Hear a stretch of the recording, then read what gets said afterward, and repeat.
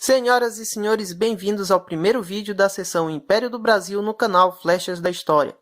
Se você gosta de história ou está procurando lugar para matar a sede de conhecimento ou simplesmente estudar, se inscreva aqui no canal e ative o sino de notificações para ser avisado quando tiver vídeo novo. Se você gostar do vídeo, deixe seu like e compartilhe o vídeo com os seus amigos, pois ajuda bastante no nosso crescimento.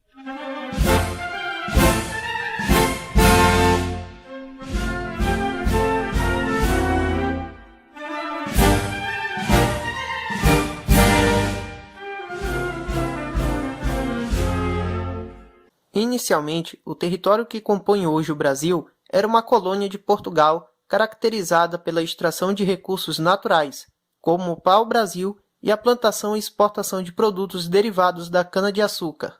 A estrutura administrativa era mínima, as vilas eram pouco habitadas, as condições de vida precárias e o desenvolvimento econômico limitado, além de crescimento sociocultural quase inexistente.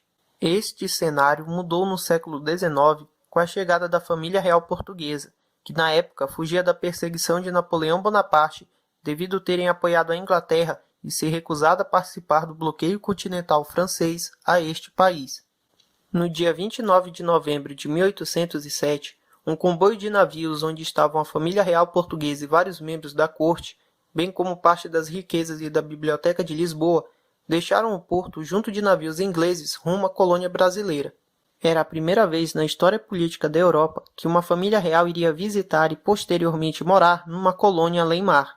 No dia 22 de janeiro de 1808, a família real chega à cidade de Salvador e no dia 28 de janeiro é expedida a Carta Régia de abertura dos portos do Brasil às nações amigas de Portugal. A família real se muda para o Rio de Janeiro em março de 1808.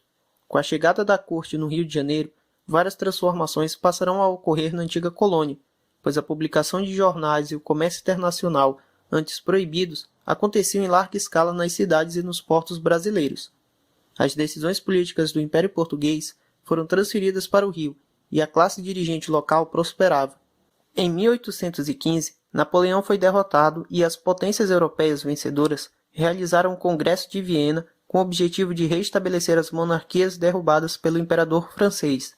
Nesse ano, Dom João VI elevou o Brasil à categoria de Reino Unido a Portugal e Algarves, transformando o Rio de Janeiro em capital do Império e mantendo a posição da dinastia de Bragança entre as potências europeias. Em 24 de agosto de 1820, na cidade portuguesa do Porto, ocorreu uma revolução popular que se espalhou por todo o país e ficou conhecida como a Revolução Liberal do Porto.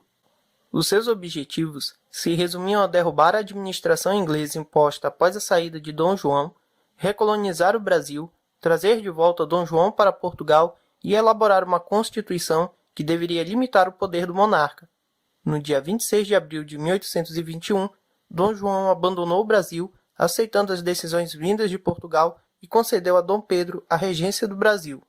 As diferenças políticas entre as cortes portuguesas de Lisboa e as classes dirigentes do Brasil, pelo retorno do Brasil à condição de colônia, geravam disputas entre portugueses e brasileiros por todo o Império.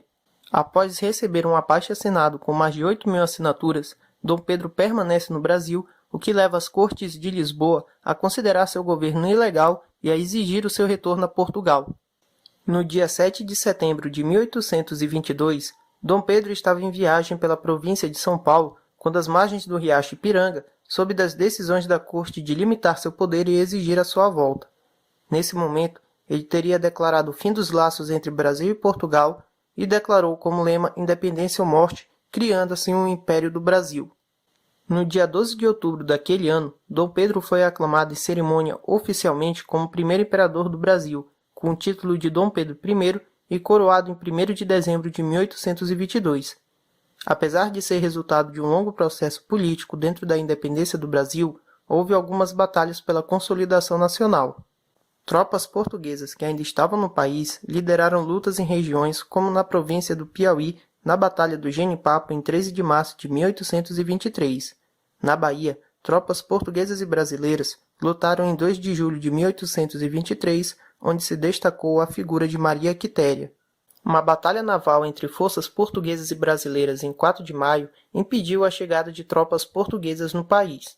A construção de símbolos e conceitos nacionais, tais como o quadro de Pedro Américo e o próprio desfile do 7 de setembro, serviram para forjar o conceito de independência e nacionalismo brasileiro. Senhoras e senhores, este foi nosso vídeo de hoje sobre a independência do Brasil. As referências estão na descrição do vídeo, se você quiser se aprofundar mais nos estudos. Obrigado por assistir. Forte abraço e até o próximo vídeo.